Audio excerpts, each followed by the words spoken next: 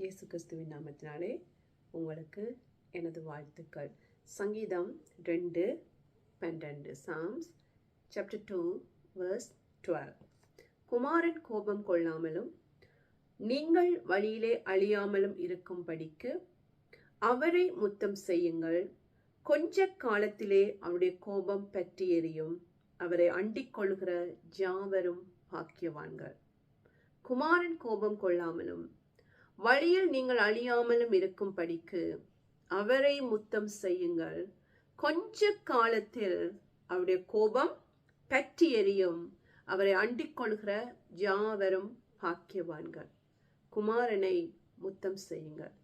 யார் இந்த குமாரன்? யார் இந்த குமாரன்? பிதா நமக்கு கொடுத்த அவருடைய நேச குமாரன். ஒருவரும் கெட்டு போகாமல் எல்லோரும் நித்திய ஜீவனை அடையும் படிக்கு இவ்வளவாய் அவர்களில் அன்பு கூர்ந்து தன்னுடைய சொந்த குமாரனை எங்களுக்கு கொடுத்தார். யோவான் 3:16 இப்படியாக சொல்லுகிறது. John chapter 3 verse 16. தேவன் தம்முடைய ஒரே பேரான குமாரனை விசுவாசிக்கிறவன் எவனோ அவன் கெட்டு போகாமல் நித்திய ஜீவனை அடையும் படிக்கு அவரை தந்தருளி இவ்வளவாய் இந்த உலகத்தில் அன்பு கூர்ந்தார். ஆமென். தம்முடைய ஒரே பேரான குமாரனை விசுவாசிக்கிறவனவனோ. இங்கே சொல்லப்பட்டிருக்கிறது, குமாரனை நீங்கள் முத்தம் செய்யுங்கள். முத்தம் செய்வது என்றால் என்ன பிரியமானவர்களே? நீங்கள் அவரோடு ஒப்புரவாகுங்கள். அவரை நீங்கள் உங்களுடைய ஆண்டவராகவும் தேவனாகவும் ஏற்றுக்கொள்ளுங்கள். அதுதான் முத்தம் செய்வது. அவரை நீங்கள் ஏற்றுக்கொள்ளுங்கள். ஆண்டவராகிய இயேசு கிறிஸ்து நம்முடைய பாவங்களுக்காக சிலுவையிலே மரித்து அடக்கம் பண்ணப்பட்டு அவர் 3ஆம் நாள் உயிர்த்தெழுந்தார். என்னுடைய பாவத்துக்காகவும் உங்களுடைய பாவங்களுக்காகவும் என்னுடைய பாவங்களுக்காகவும் இந்த உலகத்தின் மொத்த பாவத்துக்காகவும் அவர் சிலுவையிலே தன்னுடைய ஜீவனை கொடுத்தார். அந்த குமாரன், பிதாவுடைய நேச குமாரன், சிலுவையிலே தன்னுடைய ஜீவனை கொடுத்தார்.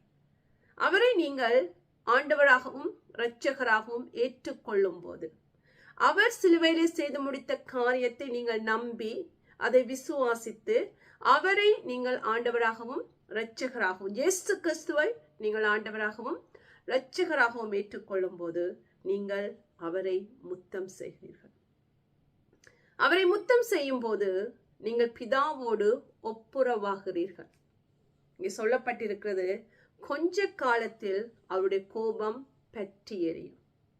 நமக்கு கொடுக்கப்பட்டிருக்கிறது பிரியமானவர்களை, மிகவும் சொற்பமான காலம். இது கிருபையின் காலம் என்று நாங்கள் சொல்கிறோம்.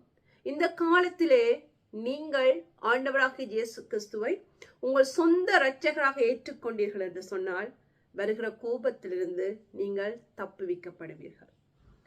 கொஞ்ச காலத்திலே அவர் நீதியுள்ள நியாயாதிபதியாக மீண்டும் வரப்போகிறார்.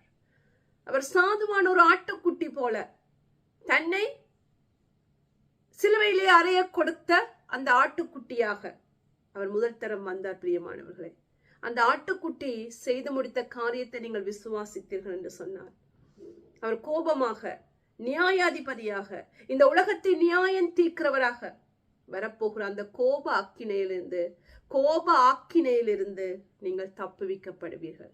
எனக்கு பிரியமானவர்களே, குமாரன் கோபம் கொள்ளாமலும் நீங்கள் அழிந்து போகாமலும் இருக்கும்படியாக, நீங்கள் நித்திய ஜீவனை சுதந்திரிக்கும்படியாக, என்றென்றைக்கும் அந்த குமாரனோடு நீங்கள் இருக்கும்படியாக அந்த குமாரனை இந்த காலத்திலே முத்தம் செய்யுங்கள்.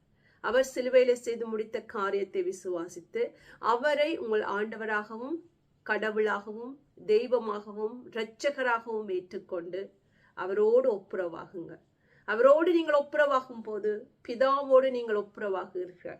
அவர் சிலுவையிலே செய்து முடித்த காரியத்தை நீங்கள் நம்பி அவரை உங்கள் கடவுளாக ஏற்றுக்கொள்ளும் போது நீங்கள் பிதாவோடு ஒப்புரவாகிறீர்கள். அப்படி நீங்கள் ஒப்புரவாகினால் ஒழிய அந்த கோப ஆக்கினையிலிருந்து நீங்கள் தப்ப முடியாது. எனக்கு பிரியமானவர்களே, காலம் அதிகமாக நமக்கு இல்லை.